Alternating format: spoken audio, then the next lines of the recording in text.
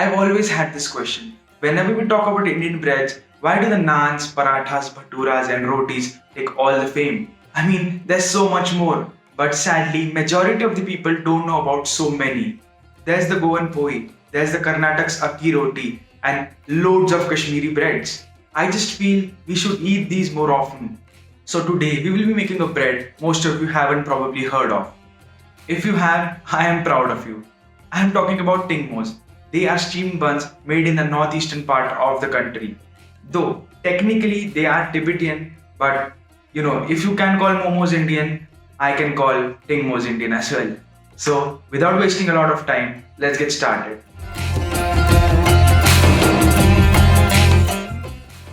Making tingmos is a child's play, yet the results are amazing. In a bowl, add in about 100 ml of lukewarm water.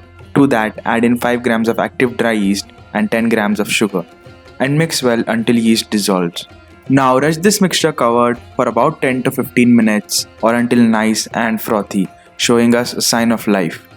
Now, in a bowl, add in 250 grams of bread flour or regular maida, 8 grams of salt, mix this well, and add in the yeast mixture and 50 ml of milk. Now mix this with a spatula until all the flour is hydrated. Now start working the flour with your hands, forming a dough kneading for about 2 to 3 minutes. It's time now to transfer the dough to a flat surface.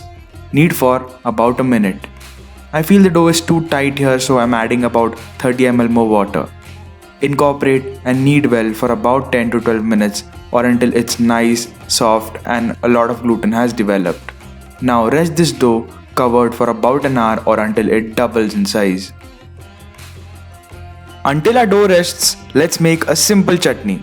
This chutney is made in the northeastern states of the country. It's so refreshing, I tell you. They are made with tree tomatoes or tamarillo. Yes, they are different from our regular tomatoes. Their flesh is orange in color. They have more of a salty taste and less sweet. Plus, they have black seeds and they grow in hilly areas, which really makes it difficult for me to source, so I'm using regular tomatoes here. And one more thing, tamarillo skin is quite bitter, so it is mostly always removed. It can be blanched or even burned. Here I'm doing the same with my tomatoes. Burn them black to remove the skin, and plus it gives it an amazing smoky flavor. You will need 3 large sized, all burned. Once that's done, keep aside to cool. You will also need to do the same with 4 to 5 green chilies. Again, in the northeastern states, very spicy chilies are used such as bujalokia, which is difficult to source, so just swap them for regular ones. Next, on a ripping hot pan, add in about 10 to 12 cloves of peeled garlic and let them sit on there until they get a nice char. Now, let this all cool for at least 10 minutes. Once all cooled, you can see how easy it is to remove the skin. Don't worry if there's some black skin stuck, it's fine. Cut the tomatoes into half, then quarters and remove the seeds carefully. Now blitz in a blender just 2-3 times, not too much. We don't want a paste, we just want them to be somewhat crushed. That's it. After that, put the charred chilies and the garlic in a pestle and mortar and crush them until they look like crushed. Ideally, the whole process should be done in a large pestle and mortar, but I don't have one, so I'm using a blender for the tomatoes. Well, if you have one, go ahead with it. It will give a much better result in terms of taste and texture both. You will also need some finely chopped coriander and onion, so do that as well. Once all our pre-prep is done, mix the crushed garlic and the chilies with the tomatoes. Then add some onions, again mix. Now season everything generously with salt. Taste it. Garnish with some more onions and coriander. That is it. Your refreshing smoky chutney is ready to be eaten with the tingmos. The dough for which has well rested and doubled in size. It's time to punch this down. Take all the anger out and the air as well. Round it up again. Dust your work surface with the flour and get a rolling pin. Get ready to roll. You have to roll this into a rectangle which shouldn't be too thin or too thick, somewhat medium, as thick as an aloo paratha. Once you've managed to do that, start folding the sheet lengthwise into a long, thick strip with layers. Again, dust the flour on the dough. Get a knife and get ready to cut. You will cut this in 9 pillows. That is, 3 sets of 3 pillows each. By pillows I mean pieces. Alright? Each set will consist of 1 big pillow, 1 medium pillow and 1 small pillow. Now that you have 3 sets, it's time to stack. Biggest one at the bottom, medium one on top of that and the smallest on top. Once stacked, get a chopstick or a thin rod.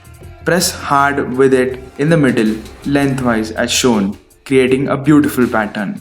Alright, I know these aren't the most beautiful tingmos one can make, but hey, if you are feeling creative, just search for tingmo shapes on YouTube. There are so many different types and they all look amazing. But I'm happy with this too.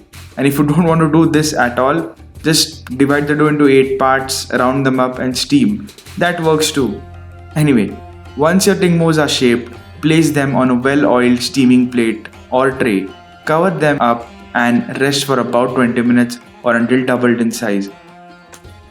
While waiting for our tingmos to prove, let's make one last thing. Simple stir-fried mushrooms.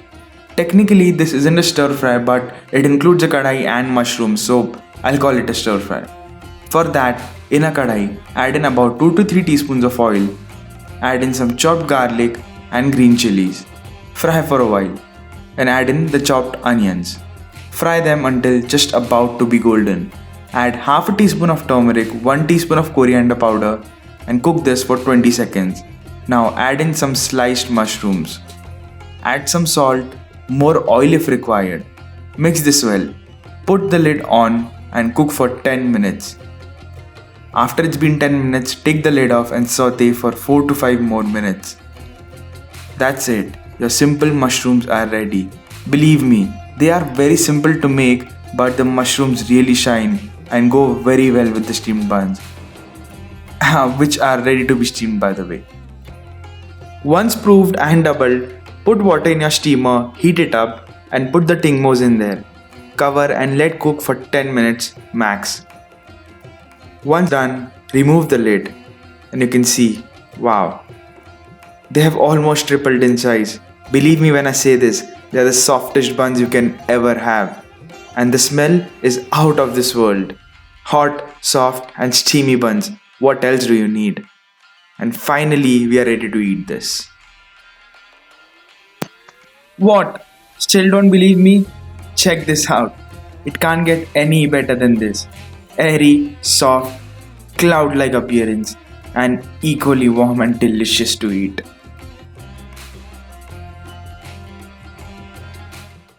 I just can't wait to try this now.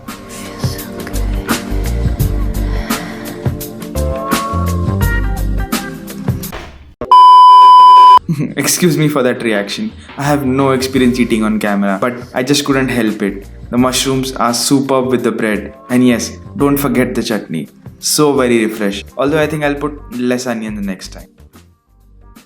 So that is it guys. This was just one. We will be exploring more such dishes and breads on this channel in the near future. So if you are like me, if Indian cuisine excites you and you want to explore this beautiful cuisine in depth, subscribe to this channel because we are just getting started and we have a lot to cover.